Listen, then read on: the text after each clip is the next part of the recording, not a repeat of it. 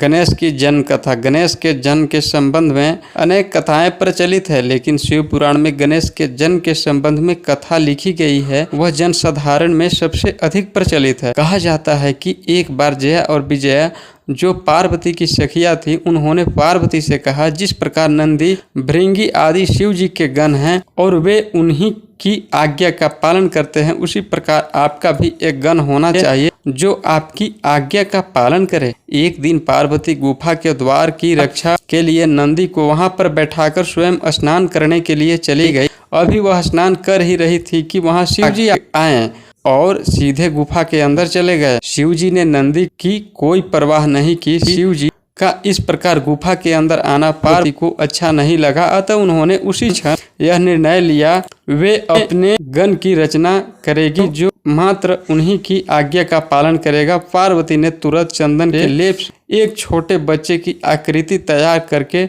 उसमें प्राण डाल दिए और उसको आशीर्वाद देते हुए कहा, तुम आज से मेरे पुत्र हो।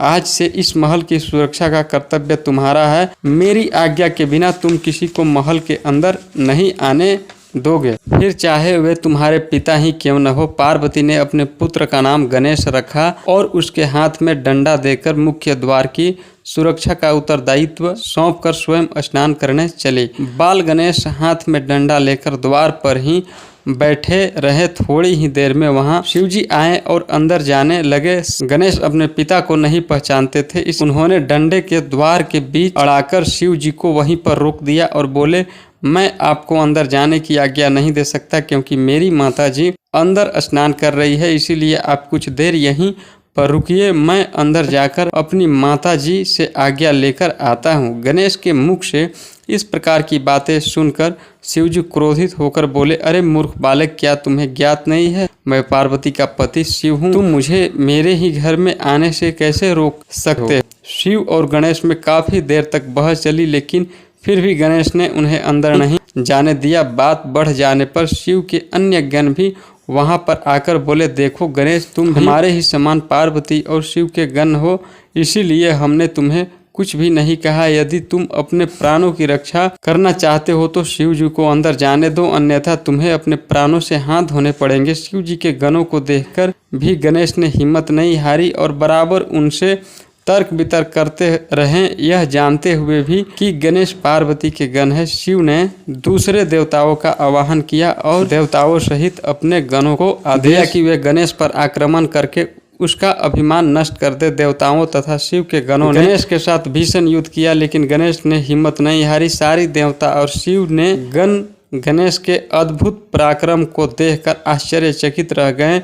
गणेश ने नुकीले तीरों तथा दूसरे शस्त्रों का शिव की सेना पर ऐसा प्रयोग किया जिससे वह घबराकर गणेश का सामना न कर सकी और इधर उधर भाग खड़ी हुई। अकेले गणेश शिव गणों और देवताओं पर भारी पड़ रहे थे। यह देखकर शिव अपने को रोक नहीं पाए और स्वयं युद्ध भूमि में कूद पड़े। भयंकर युद्ध हुआ, किंतु गणेश को युद्ध में हराना किसी भी देवता के लिए संभव नहीं था। गणेश शक्ति और पराक्रम को देख शिव भी चकित थे। जब गणेश को हराने का और कोई उपाय शिव को नहीं सूझा तो उन्होंने अपने दिव्य त्रिशूल को उठाया और गणेश के सिर को धड़ से अलग कर दिया। गणेश की मृत्यु की सूचना जब पार्वती को मिली तो वे अपने क्रोध को रोक न सकी। उन्होंने क्रोध से आकर दिव्य शक्तियां का आवाहन किया तथा संपूर्ण ब्रह्मांड को नष्ट करने की आज्ञा दे दी। पार्वती के क्रोध के कारण अपने चारों ओर विनाश लीला को देखकर सभी देवता एवं देवगण भय से कांपने लगे और इस विनाश लीला से बचने का उपाय सोचने लगे। नारद जी के परामर्श पर सभी देवता पार्वती के पास गए और क्षमा मांगकर उनसे विनाश लीला को रोकने की प्रार्थना करने लगे, लेकिन पार्वती का क्रोध आसानी से रुकने वाला नहीं था। उन्होंने देवताओं को स्पष्ट रूप से कह दिया कि यह विनाश लीला केवल गणेश को जीवन दान मिलने के उपरांत ही रुक सकती है। जब मेरा पुत्र गणेश पुनः जीवित होगा और समस्त देवतागण देवगणों में उसे सर्वोच्च स्थान मिलेगा, तब मैं विनाश लीला को रोक दूंगी। तब शिवजी को इस बात का पता चला तो उन्होंने सभी देवताओं को उत्तर दिशा में भेज दिया और आज्ञा दी कि उन्हें सबसे पहले जो भी जीवित प्राणी मिले उसका सिर काटकर तुरंत ले आओ, जिससे उस सिर को गणेश के धड़ से जोड़कर उसे पुनः जीवित किया जा सके।